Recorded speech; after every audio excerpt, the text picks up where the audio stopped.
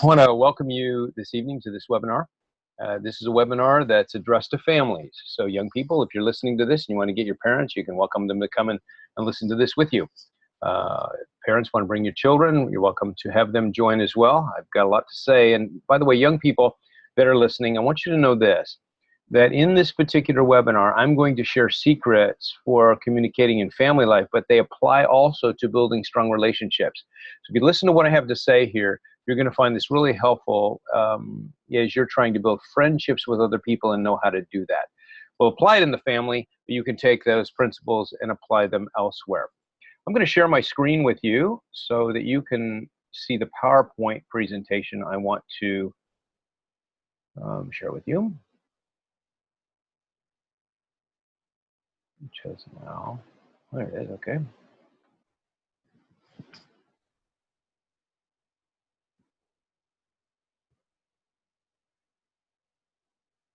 See, I just want to make sure this is sharing properly.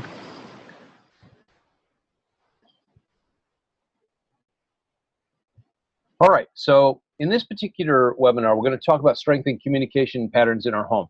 And as we do, here's what's going to happen in the midst of this webinar. I'm going to share with you more about how to communicate in your family, certainly, and you're going to be able to use that, young people and others outside of your family with other relationships as well. You'll have practice questions that you can either take screenshots or you can save them somehow or jot them down when we get to those questions that will allow you to increase your communication in your home in 5 areas. We're going to show you what that looks like. And you'll learn how to build deeper relationships and know what that's going to look like in practical terms. I want to welcome in particular people who are part of the Parent Training Center program, or we're discipling parents. If you're interested in knowing more about how you can disciple parents or be a part of discipleship of parents in your church, then you're going to want to click on the link in the, you see at the bottom there where it says the link. You can go to that page and you'll learn more about what that looks like. Also, we have members at the National Center for Biblical Parenting, and all of these webinars are recorded and they're placed in the member site so members can participate and they can listen to them as well. The material I'm going to share with you now is a material that comes from our new book called 10 Traits of a Successful Family. Now, this material on this particular webinar is how to strengthen communication patterns in your home. But also, I want you to know that I'm going to do another webinar, and the date of that other webinar is on Tuesday, April 12th at 9 p.m. So that should read April 12th at 9 p.m. Eastern Time. And that's going to talk about developing family unity, especially when people don't agree. So sometimes people feel like they can't have unity unless everybody agrees, and I'm going to show you how you can draw your family closer together. I think you'll find that to be a fascinating dialogue. The first 3 chapters in the book, 10 Traits of a Successful Family, are all targeted to families, young people. It will help you know how to be successful in your family, to your parents, and also to children as well. Those first 3 traits are dealing with emotions well, solving problems well, and communicating, the one we're talking about today. Those 3 traits are all designed to reduce tension in the home. The next 3 traits are all designed to build unity and closeness in a home. And the last 3 traits are designed to create a sense of mission in the home. Now, and what our family's about and kind of what the activity that we do. The 10th trait ties it all together, which is spiritually sharing together. I consider myself a relational architect. So young people, what I do is I take apart relationships. I help you understand how to work with those relationships more effectively. And then I put them back together. And I love doing that. Everybody's unique and different. Not everybody's the same. So if I can help you understand your uniqueness and then how to be more effective with the people around you, including your family, then I'll have accomplished my goal. It's very important, I think, that we grow together as a family, and God has placed us in families to learn those social skills. If you practice them at home, even with the people in your home that are maybe a little odd or annoying or irritating or whatever, then you'll be able to be more effective in all kinds of relationships.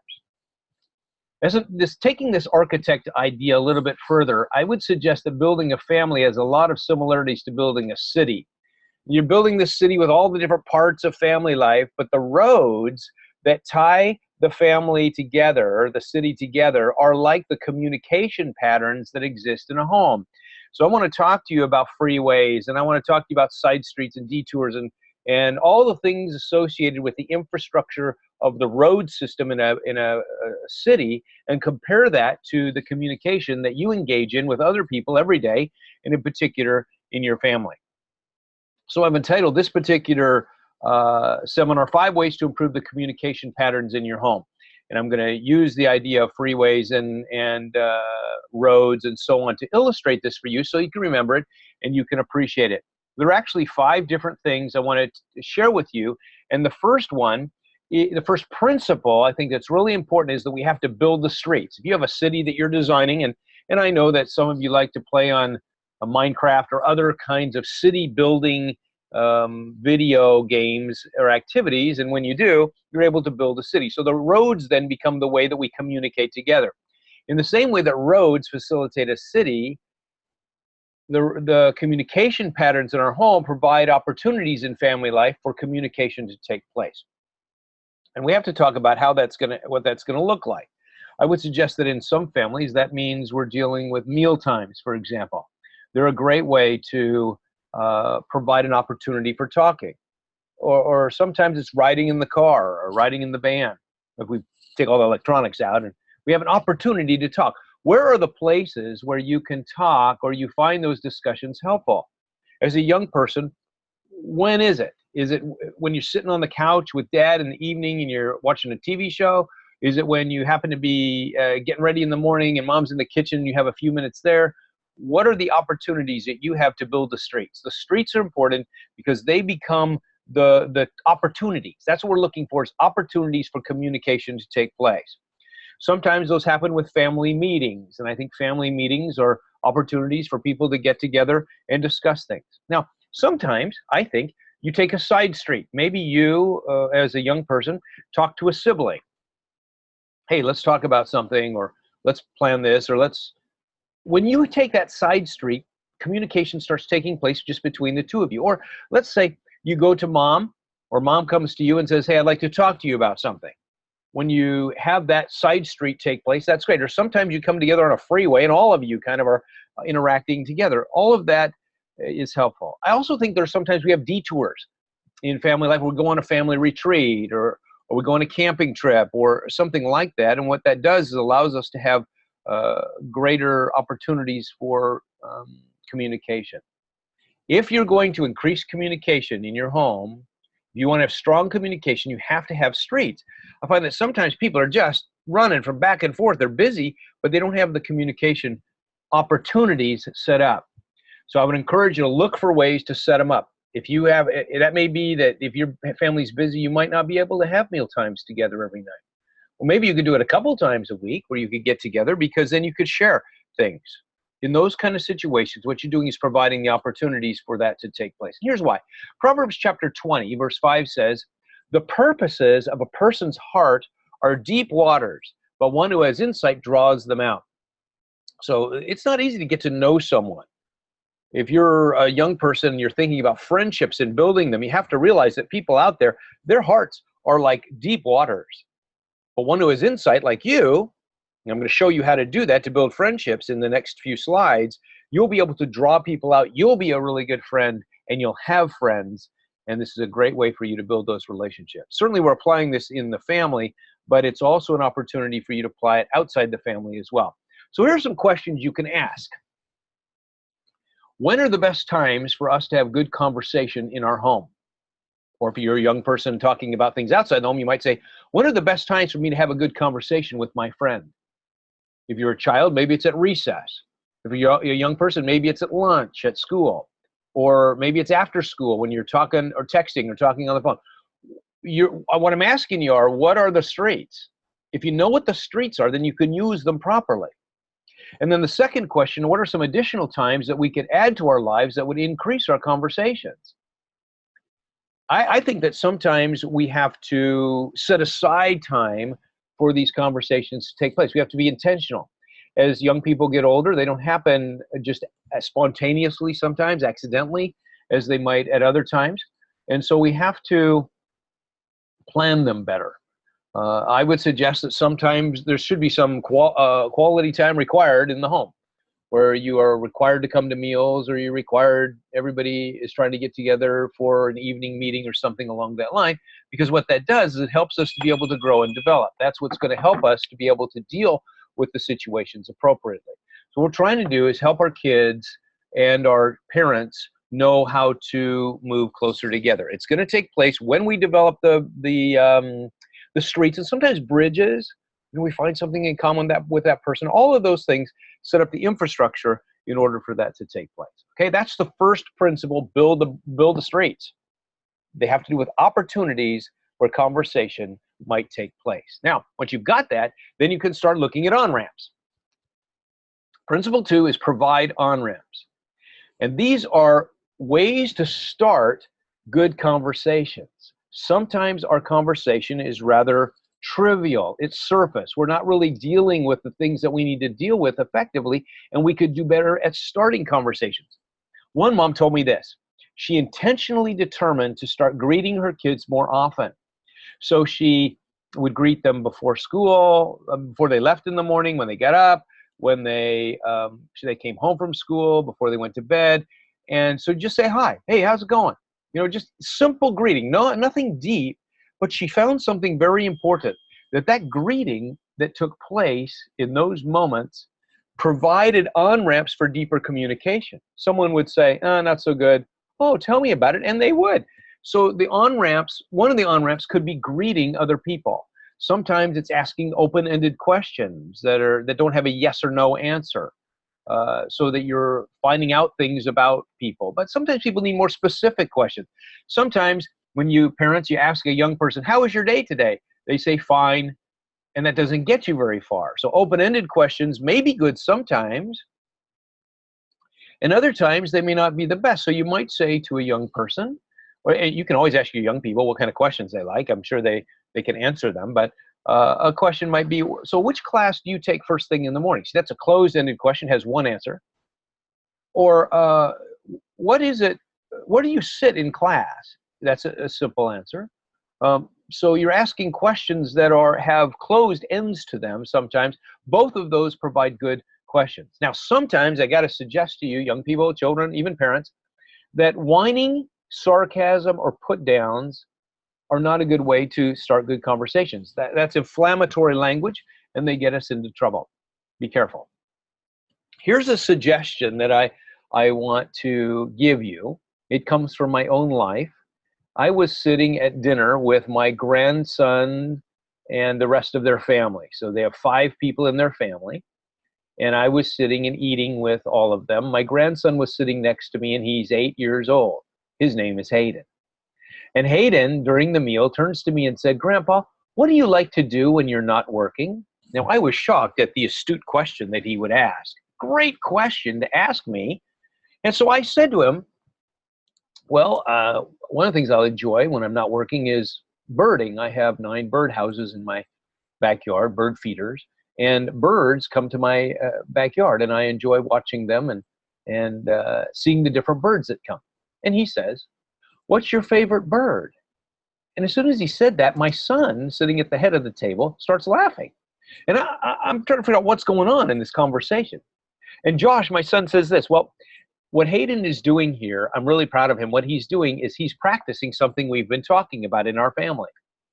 We're talking about how to engage people in conversation. And the way to do that is by asking a question, and then when they answer, ask a follow-up question in order to keep the person talking. And so Hayden was doing that with you. It's a great way to build conversation and get to know people. Now, I would suggest that's an excellent thing for any of us to do in the home. Whether you're a teen or a parent or a child, ask a question and then ask a follow-up question in order to get to know someone or find out something interesting about them. If you're building relationships with people outside the home, you can do the same thing. Ask them a question, because people often like to answer questions and talk about themselves, and then ask a follow-up question of them as well in order to keep them talking, because people like to talk about themselves. It's a great way to build relationships. Another suggestion about on-ramps, that is providing ways to start good conversations, is to plan your mealtime well. I'm not talking about the food part. I'm talking about the social part of the meal, because in the social part of the meal, you're maybe telling a story, or you're relaying an incident that happened at work or at school or something. In fact, I would encourage you, young people, children, parents, to come to dinner with a story, thinking that you might not share your story first. Maybe you'll listen to somebody else first by asking a good question, but then maybe you'll get an opportunity to say, hey, I got a story to tell, and then people will listen to you as well. All of those are on-ramps. If you're going to have good communication in your home, you want on-ramps. If you want to be a good conversationalist young person, you want on-ramps. If you want to have good friends, for any of us, parents, children, youth, we want to have good on-ramps to make those conversations attractive. Let me show you a verse from God's Word. It's interesting about the early church and how it's described that they lived together. In Acts 2:46 and 47, it says, every day, just a second. Oh. It says, every day they continued to meet together in the temple courts. They broke bread in their homes and ate together with glad and sincere hearts, praising God and enjoying the favor of all the people. And the Lord added to their number daily those who were being saved. You can imagine those early Christians. Notice there are two places that they met. One is in the temple courts, but the other was in homes. And they ate together with glad and sincere hearts. The eating together wasn't about the menu. It was about the relationship that they had together. Look for ways, in meal times and other times, to create that bond together that will be particularly helpful for you in strengthening relationships. Those relationships in your home are important. Another way you can do that is with family meetings. Again, anybody can call. I would suggest you have a rule in your home. Anybody can call a family meeting. And when you do, then in that family meeting, people can share highlights and lowlights, and they can do other things that will make that meeting a special time of sharing, or maybe solving a problem. Maybe you got a problem, and in our last webinar, we talked about how to solve problems as a family. You may take some of those ideas for solving problems that exist. We all have them. If we can communicate about problems and emotions, it reduces the tension in family life and does also increase the communication. All right, let's go to a family question to ask yourself as a young person or as a child or as an adult. What do you do or say as an adult or teen or child that encourages positive communication in your home? Ask yourself that question. What do you do? You don't have to answer it right now, but I would suggest you take these questions, and after the webinar or some later time, you talk about the answers to the questions. There's 5 principles that will make your family more successful, and there's questions I've provided for each of them. And maybe if you share the answers to the questions, it would increase your communication in the home and give you opportunity to learn some more about each other. Okay, let's go to the 3rd principle, and that's to add stop signs and stoplights and speed limits. If you didn't have those, people would be crashing into each other, and you'd have all kinds of problems. Here's when you need them in family life. And communication is very important whenever conflict takes place. Now, conflict can take place when two people disagree about a problem and they want to solve it in different ways. A young person wants to go out to a party and mom says no, and so there's conflict. Or a child wants to have a snack and we're not eating right now because we're having dinner in 30 minutes. So it turns into a conflict. Or sometimes conflict takes place just because of differences. Some people's are annoying. And so you're trying to live in a family or things happen, and in the midst of all those things that happen, conflict exists. And so you want to be able to deal with that carefully. And that's when you need the stop signs and the stop lights and the speed limits, because what do all those things do? They slow down the traffic. In family life, when emotion increases, we have a tendency to want to speed up, tackle the problem. Let's get at it right now. We start being intense with people. It's usually best to slow down the communication. Take more time to look at the problem. Don't be quick to move to an answer, because conflict is a challenge. We all need those stop signs and stoplights and speed limits in order to move forward. The idea of moving fast or slow is used in the Bible when it talks about communication. So let me show you the Bible verse where it says in James 1:19, be quick to hear, slow to speak, and slow to get angry.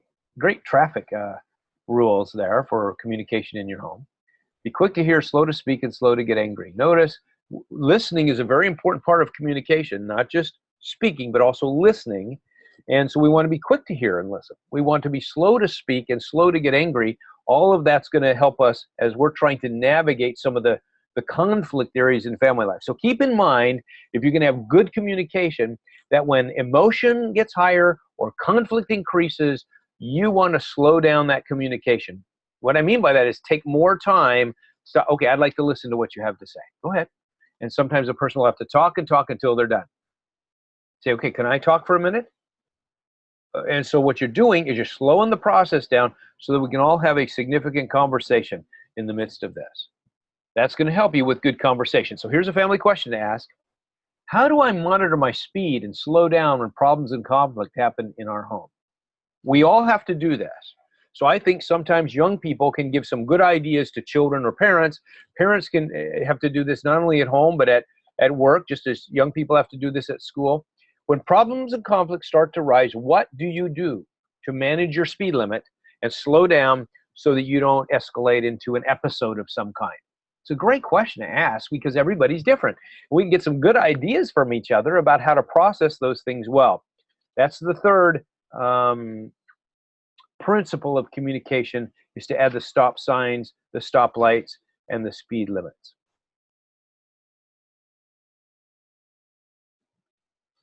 All right, let's go to the next one. This is a fun one. We can spend a lot of time here. Principle number 4 is add the street signs and the billboards. Now, the street signs and the billboards in a community tell you what's going on in the community.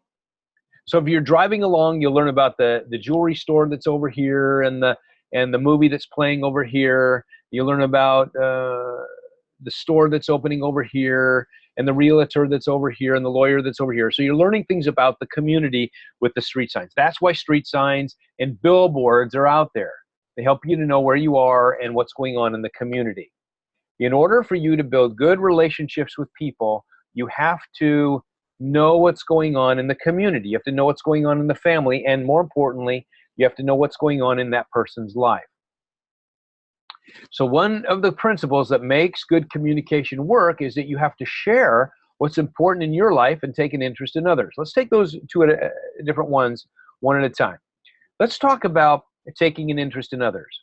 I want to ask you for a moment, young person or child, or even a parent, I want to ask you this question. What are the 5 most important things that the other people in your family are thinking about and are concerned about right now? Young person, do you know what your mom's, the 5 things are that are on her mind right now? Maybe it's something at work or something with grandma, or I don't know what's going on in your home, but mom has some things that are of interest to her. Not all bad things. I'm not talking about stress necessarily. Maybe she's excited that she just started a new small group at church, and she likes what's happening there, and it's really intriguing for her. So I just want to ask you, do you know what those things are? You should know what they are, because then every day you're saying, Mom, how's it going? When are you going back to your small group? Or how's it going with Grandma? So by asking the question, what are some top things going on in your life, then you'll be able to follow up with those, and it'll take you deeper in relationships. Now, you don't have to ask the question. You can just listen, because God says it's out of the heart that the mouth speaks. And so when people are talking, we know what their treasure. Where your treasure is, there your heart will be also. So when people start talking about things, you know what they value. And so if you listen carefully, you'll know that this person really likes that. And you can say, hey, how did that test go today at school? I know you were mentioning yesterday you had some challenges with that subject. How did it go? You're taking an interest in the communication process with the people, other people in your home. Everybody has things they're interested in, and when we listen to them, we can find that, or even we ask them questions. People like it when you ask questions, usually. So ask questions about what's going on in people's lives so you can get to know and follow up then with those questions. But then also, you want to be a person who has billboards out there. Update people. I think one of the things that parents like a lot is when their young people tell them stories. Tell them stories about what's going on at school, and tell them some interesting things about what's happening in their friendships and things that they're learning. If you take the things, young people, that you're learning and you share them with your parents, I just want you to know you will bless your parents. And you'll bless them in a way that'll just minister to their hearts, because they're eager to know what's going on in your heart. They love you and they want to know that. Young people, I'd encourage you also to care about other people, both in your home and outside your home.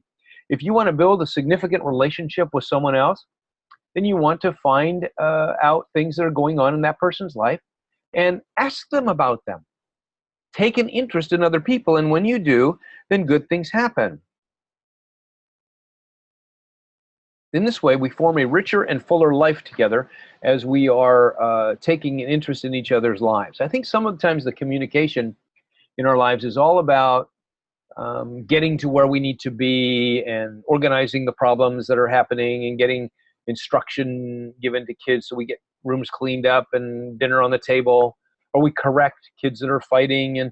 And so I think we have to do that. We call that the business of family life. We have to get those things done. But I think it's important to do other things as well in order to strengthen the relationships that we are trying to build. That's principle number 4, and that will help you as you're trying to build a strong relationships in your home or elsewhere. Here's some questions. Here's the Bible verse that's really helpful. Proverbs 29:11 says, like apples of gold in settings of silver is a word spoken in right circumstances. What we say and how we say it can just be this delightful thing, like a centerpiece that's being placed in front of you. And so you want to view communication that way, and when you share, that's often the case. Here's a family question to ask. What are the top 5 things going on in the lives of each of the other people living in my home? I would venture to suggest that you may not know what you think you know. Write them down on a piece of paper and then go and ask that family member and say, what are your top 5 things? I wrote down some things here I think they are, but you tell me and then we'll compare lists. Then the next part's not really a question, but it seemed to fit well here. Be sure you take time to initiate and tell others what's going on in your world. People want to know that. Those are billboards that are out there. You're going to build a strong family. You're going to build a network of communication, and that will help you a lot. Let's go to the next point, and that principle number 5 is no reckless driving. Now, when I talk about reckless driving, I'm talking about miscommunication or bad communication. Things that are they're just wrong. You just don't do them. It's crossing the line in a way that's inappropriate. You know, when you cross the line, when you're driving and you're doing the wrong thing. And I think we can cross the line in family life by using the wrong kind of words or hurting people and sometimes even talking too much. That can be reckless. If you always have to be the one talking and you're not listening, that can be hurtful to others and it's not moving forward.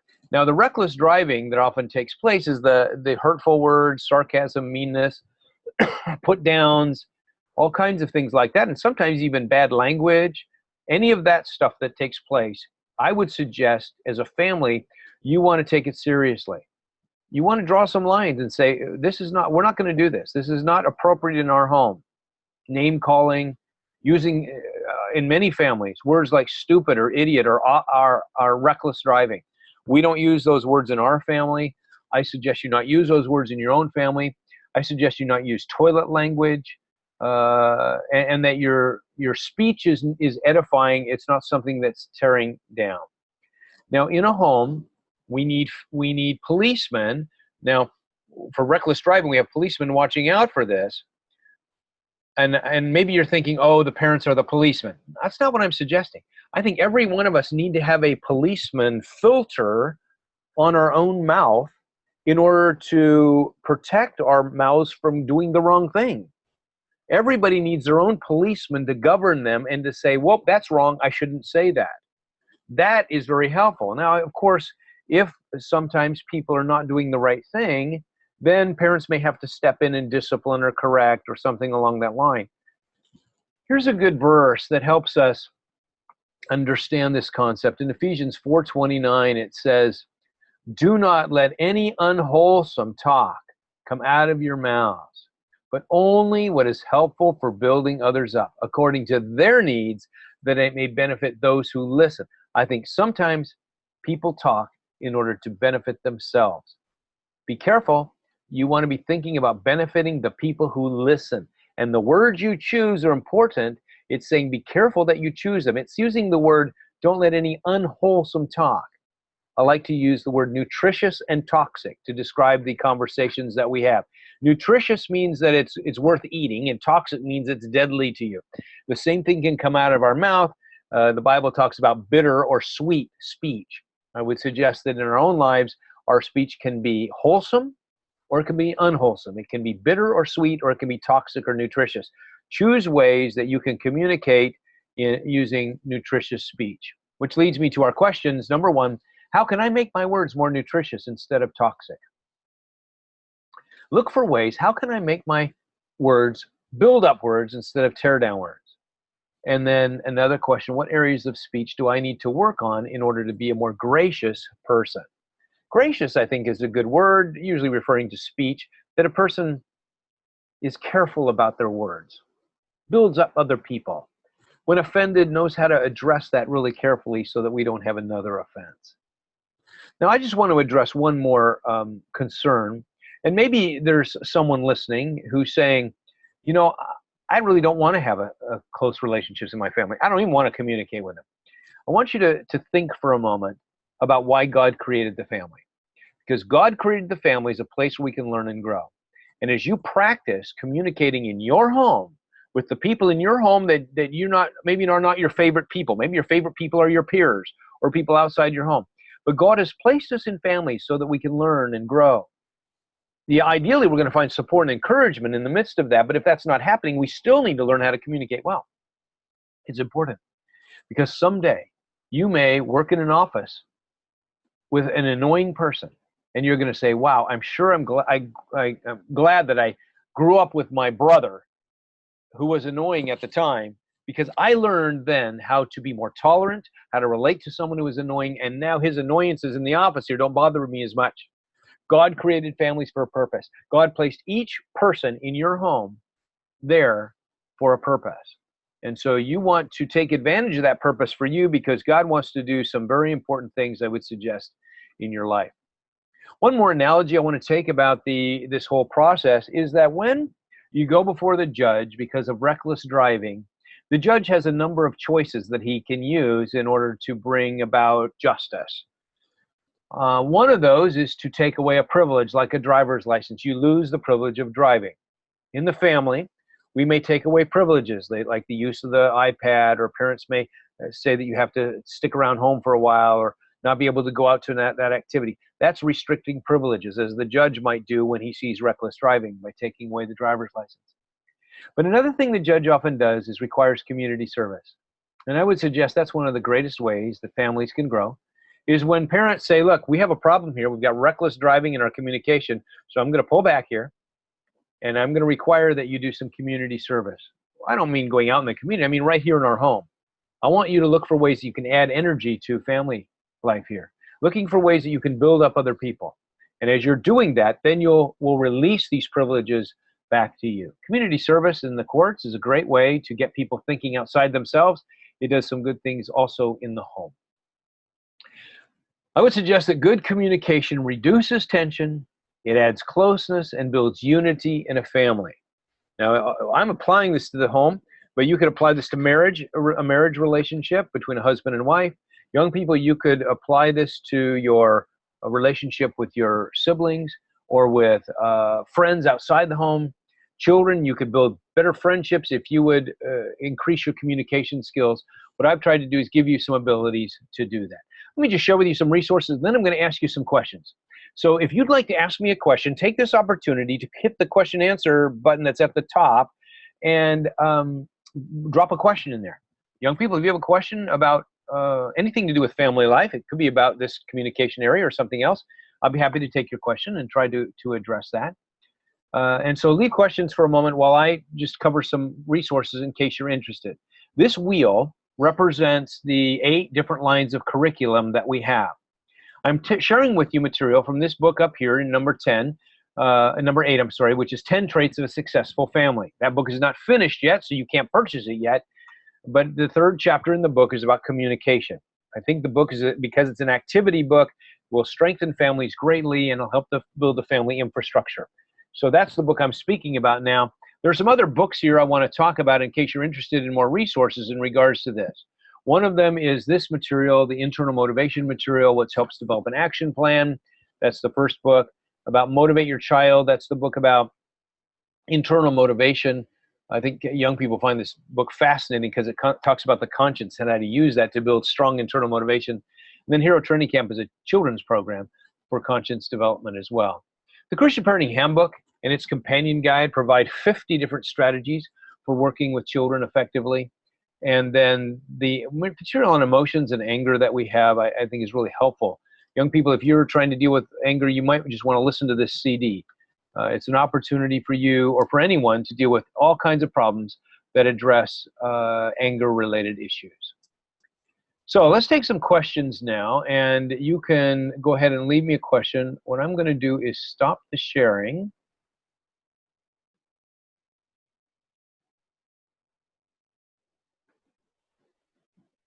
It doesn't work. Oh, there we go. Stop sharing. Okay. And that's going to get you back to seeing me, and we're going to try to answer some questions here. So go ahead and oh, okay. Deidre wants to see, show me the screen for numbers 1 and 2. I will go back there while I answer another question. Let me just share my screen. Let's go back to the PowerPoint presentation. And let's see, where is that? I'll share screen. I'll go back to the beginning of the PowerPoint presentation and you can take a look at that. Go back here to, see, I think you want to get to there, to the beginning. I'm going to go through these a little bit at a time while I try to address the next question.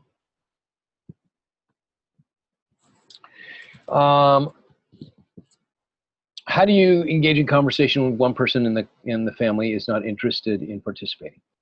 Okay, well, that's not uncommon.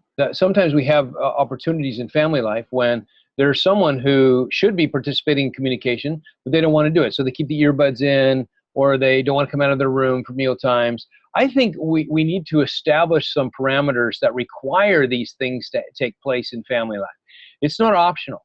Part of living in a home, whether you're 3 or 4 years old or you're 20 and you're still living in a home, there's some things you do because you live in this home. And those things are things like participating in meal times occasionally and getting involved in conversation, treating people kindly. And that's not optional. I would require it. And if it's not happening, then I would go forward with some kind of correction, discipline, or something along that line in order to bring it about. Always trying to draw people in. If there's someone who's not interested in communicating, it might be because there's something going on in the communication process that isn't the best. I was talking to a young man just yesterday, and he was saying he has a hard time sometimes communicating with mom because mom tends to be intense. He has a hard time communicating with dad because dad often talks a lot. Well, okay, so I think we all need to be working on those things in family life, and as we work on them, then good things start to happen, and we start to make some changes. But the family is a great place to grow. I think we need to be less intense in conversations sometimes, and sometimes we need to not talk so much. So I think those are great ideas, and so, but practicing them in relationships is really helpful and important. I would suggest that we want to look for ways to practice those in family life and try to grow in the midst of that. I remember one time my daughter was 14 years old. Her name's Megan. And Megan came to me frustrated because we were having problems. Whenever I had to correct her about something, we'd have anger episodes. And it just never went well.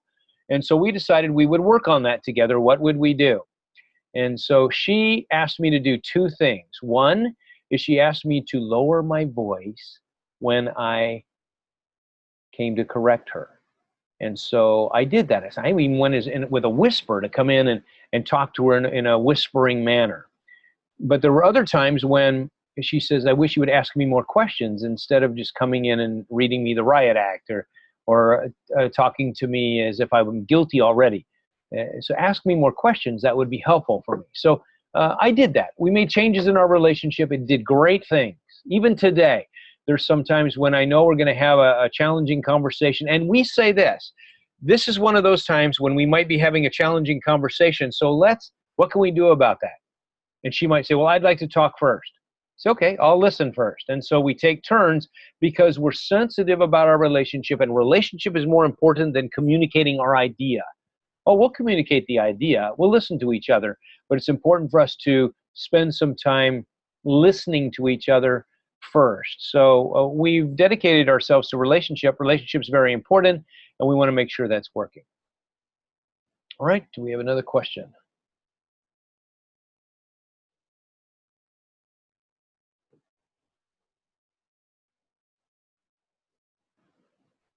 How can we have a family time that's around spiritual things when we have various ages? Okay, that's good, because spiritual communication is really good. And so talking around spiritual truth is another thing that draws families closer together. That's going to be principle number 10 when we get to it, about sharing spiritually. So I think it's a good thing for us to talk about that. Let me just suggest that as we're talking about this idea of spiritual communication, what we're talking about is really working on I'm stopping the sharing now. We're talking about things that have to do with God, how God is working, about the Bible, the things we're learning, or something along that line. As you have opportunity, you want to talk about spiritual things together. It's great when you're able to interact spiritually and share things like this. Hey, I saw God. I appreciate how God is working in my life in this way. Or I saw this Bible verse that was helpful for me, and I want to share it with you. Or I was praying for you today that you would do well in your test. And so that's all spiritual sharing. Anytime we do spiritual sharing, it really increases the closeness in family life. So look for ways to do that as you're trying to foster a sense of communication. How do you do it with multiple ages? That's your question. Good question. I would say this. You're going to have to target the different ages at times. Sometimes you're going to target the oldest person in the family, the oldest child, in order to engage them, and other kids will find that fascinating or may not, and want to do something else. Other times you're going to ask the older ones in the family to help you engage the younger ones. And so you're going to have conversations all together, and we're going to decide tonight, we're going to do this as a ministry, and we're going to relate to the younger kids in our home. So look for ways to increase spiritual communication. It's a great way to do that. Praying with each other, worshiping together, all of that is helpful to engage families and to keep them close. All right, let's go to the next question.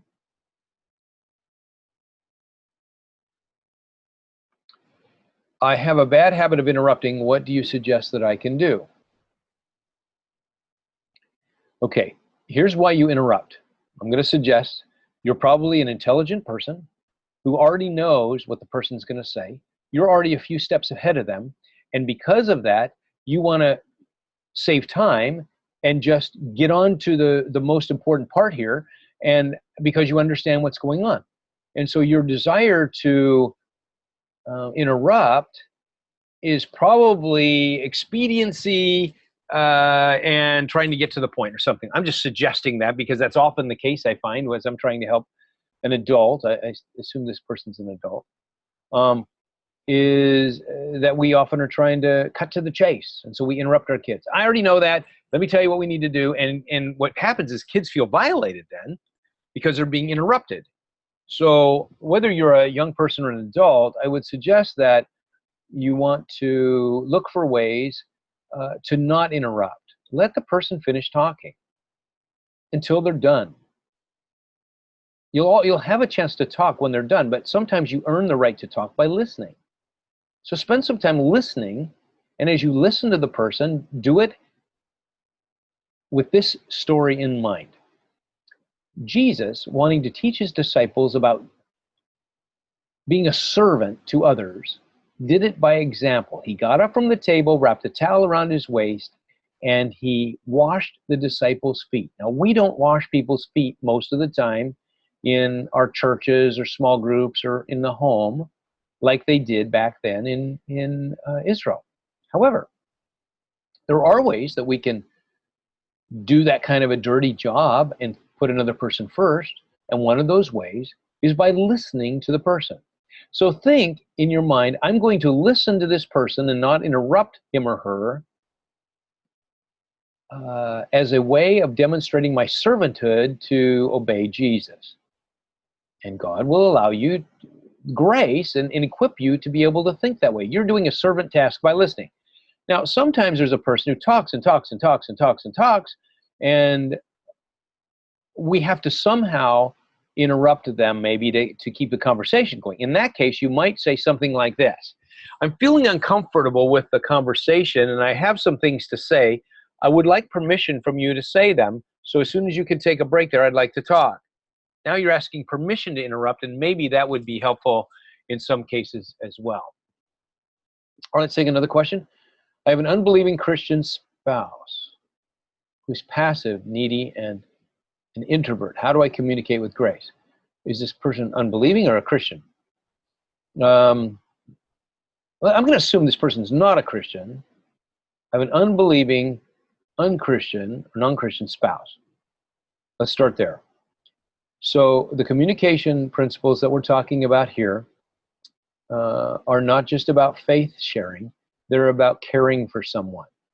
And one of the greatest ways we can care for someone is by asking questions and listening. That's what Jesus did with the woman at the well. He started the conversation with questions.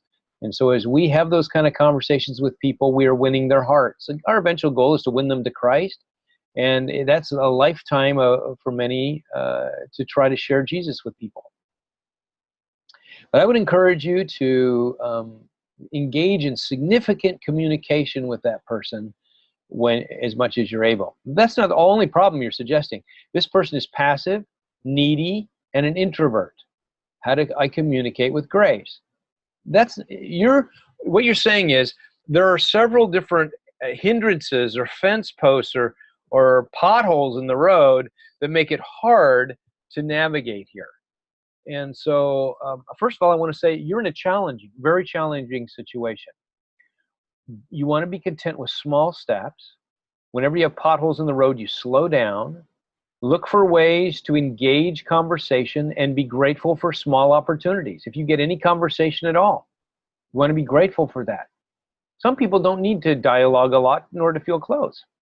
So maybe there's some ways that you'll be able to engage that person in significant conversations. Even that person who maybe doesn't communicate real well has things on their heart, and you want to communicate with grace. So because you asked the question, I'm going to tell you what grace is, or graciousness is, as I define it as in my counseling practice. I define it this way: kindness combined with gentleness combined with patience. So we're being patient and with the person. If we're going to be gracious, we have to be patient with them and listen to them. We have to be kind in our response, not harsh and mean, and patient, kind, and gentle. And the gentleness is a very important piece in that. Now, I chose those three because those are all parts of the fruit of the Spirit. And we need supernatural strength. This idea of communicating is not something that happens only by human endeavor.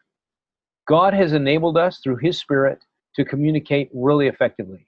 So young people, I would encourage you to understand more about the Holy Spirit. If you've accepted Jesus Christ into your heart and life, then the Holy Spirit is resident there. And your job is to yield yourself to the Holy Spirit and allow Him to do some greater work inside your heart. Do it. Allow the Holy Spirit. You'll see there's supernatural strength. This is what we're talking about here, putting up with an annoying brother or building a relationship with someone who's rather ornery. And listening when you don't feel like listening, when you feel upset. All of that requires spiritual strength.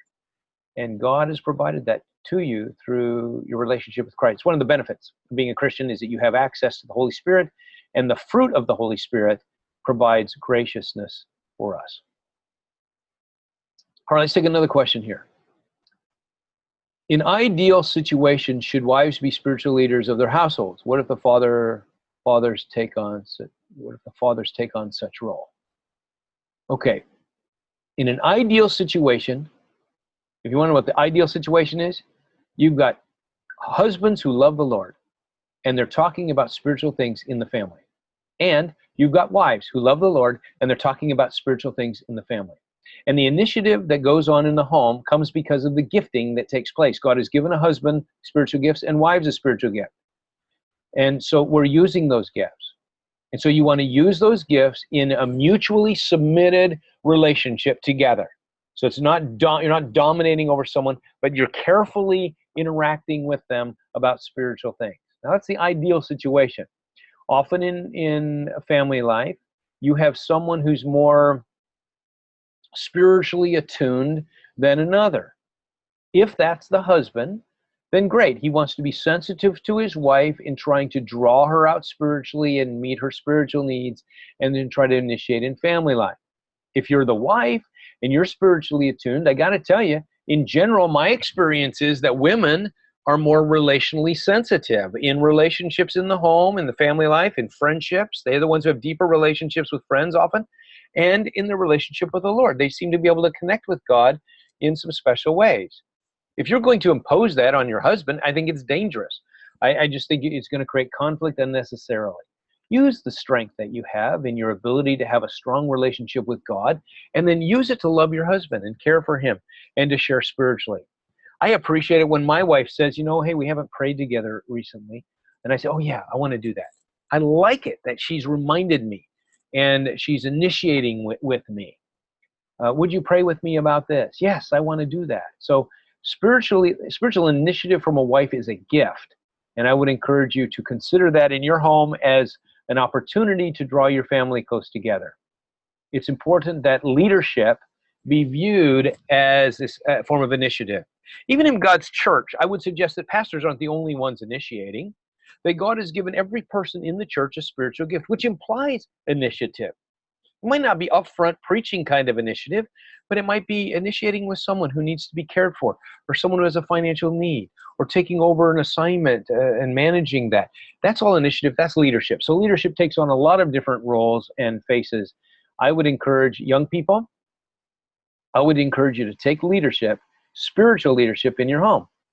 Look for ways to share spiritually and say, hey, Dad, I'm praying for you when you go off to work today about that job interview you're talking about. They have to interview that person. Or whatever, you know, that you're initiating spiritually to prepare you to be able to be a strong leader in your own home. Also, as you choose friends, choose them wisely. Let me close with this. You're building a city. As a relational architect, I'm thinking about the different parts of the city as we're building it. Often you are building friends as a young person. As you choose friends, you're choosing people who you're attracted to because they draw something out of your heart. If you like to be funny, you're inclined to choose somebody who makes you laugh. That's the kind of friend you want to have.